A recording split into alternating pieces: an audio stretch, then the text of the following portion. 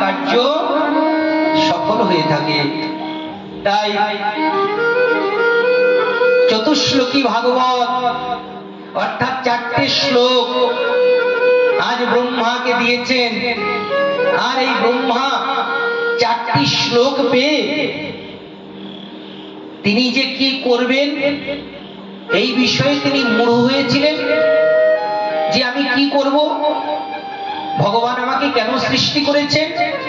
তখন তিনি পথ পেয়ে গেলেন, রাস্তা পেয়ে গেলেন, যে আমাকে ভগবান সৃষ্টির জন্য আমাকে এই জগতে এনেছেন। তখন তিনি ভাগবতকে গভীরভাবে আলোচনা করে আজ ক্রমে তিনি সৃষ্টি বিস্তার করতে আরম্ভ করলেন। ব্রহ্মা যখন সৃষ্টি বিস্তার করতে আরম্ভ করলেন, আর ব্রহ্মার সৃষ্টিতে এই সমগ্র জগৎ ছেয়ে গেল। তাই ব্রহ্মার সৃষ্টিতে ব্রহ্মা কি করলেন, প্রথমে চতুষ্ষণকে জন্ম দিয়েছিলেন, সনক, সনন্দন, সনত কুমার এবং সনাতন। তারপর ব্রহ্মা কি করলেন, আরো পুত্রদেরকে জন্ম দিয়েছেন। সেই পুত্র কারা, অঙ্গিরা, অত্রি, পুলস্ত, ক্রতু, ভৃগু, বশিষ্ঠ, দক্ষ, নারদ ইত্যাদি করে তিনি পুত্রদেরকে জন্ম দিয়েছেন। ব্যাপারী মশাই, আপনার ওই নাতিপুতি একটু ঠেকাতে হবে। प्रेम से बोलिए कृष्ण कन्हैया लाल की जय, भागवत भगवान की जय, जय जय श्री राधे श्याम।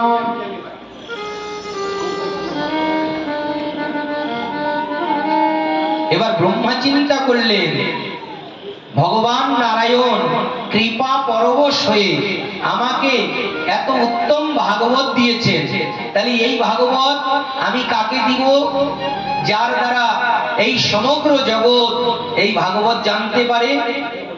তখন ব্রহ্মা চিন্তা করলেন যে আমার সকল পুত্রের মধ্যে আমার একটা পুত্র বেশি গুণবান দেখা যাচ্ছে, তার পরমার্থের দিক বেশি মন, সে হচ্ছেন দেবর্ষি নারদ। তাই ব্রহ্মা কি করলেন, নারায়ণের প্রদত্ত সেই ভাগবত তিনি যোগ্য পুত্র, শ্রেষ্ঠ পুত্র নারদকে দিয়েছেন। এবার নারদ মনে মনে চিন্তা করছেন, তাই তো আমার পিতা এত শ্রেষ্ঠ বস্তু আমাকে দিয়েছেন, আমি এই বস্তুটা কাকে দিব যার দ্বারা এই সম্পূর্ণ জগতে এটা ছড়িয়ে যায়। তখন দেবর্ষি নারদ চিন্তা করছেন যে ভগবানের অবতার কৃষ্ণ দ্বৈপায়ন বেদব্যাসকে আমি দিব, আর বেদব্যাসকে আমি যখন দিব তখন এটা সম্পূর্ণ জগতে ছড়িয়ে যাবে। তাই তিনি কি করলেন, সেটা বেদব্যাসকে দিয়েছেন। এবং বেদব্যাস পরবর্তীকালে এই ভাগবত কাকে দিয়েছেন, দেখুন এখানে কেমন একটা রহস্যটা আপনারা একটু অনুধাবন করুন, যে পরম্পরাটা পুত্র পুত্র ক্রমে চলে এসেছে, কিন্তু কোন শিষ্য ক্রমে নয়। কোন ক্রমে এসেছে, পুত্র ক্রমে। জগতে আমার নিত্যানন্দের প্রথম শিষ্যকে জানেন আপনারা, নিশ্চয়ই শুনেছেন আপনারা। নিত্যানন্দের প্রথম শিষ্য হচ্ছে তার পুত্র বীরভদ্র গোসাই। অদ্বৈত আচার্যের প্রথম পুত্রকে জানেন, আরে প্রথম শিষ্যকে তারই পুত্র অচ্যুতানন্দ। পুত্রকে শিষ্য করতে পারলে যে কত আনন্দ হয়, তার এক সদ্গুরু আর এক সৎ পিতাই সেটা অনুভব করতে পারে। শ্রী রাধে। তাই সেই ব্যাসদেবকে সেই ভাগবত অমৃত দিয়ে দিলেন। বারবার ডিস্টার্ব করছে, কখনো কমে যাচ্ছে, কখনো। শ্রী রাধে, শ্রী রাধে, হরি বল, শ্রী রাধে, শ্রী রাধে।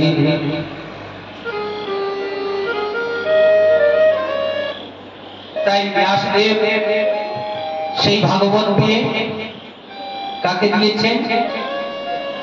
তার শ্রেষ্ঠ পুত্র সুখদেব মুনিকে দিয়েছেন। সুখদেব মুনি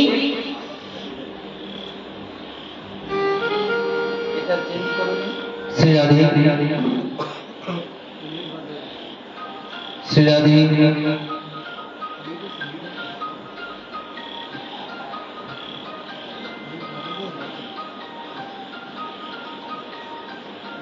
শ্রী রাধে।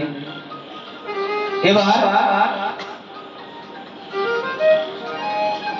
प्रेम से बोलिए कृष्ण कन्हैया लाल की जय, भागवत भगवान की जय, निताई गौर हरि बोल। এবার ব্যাসদেব নিজের আত্মসম পুত্রকে সেই ভাগবত দিয়েছেন। এবার সুখদেব মুনি সেই ভাগবত পেয়ে মনে মনে চিন্তা করছেন, তাই তো পিতা আমাকে এত অমূল্য একটি বস্তু দিয়েছেন, আমি এটা কাকে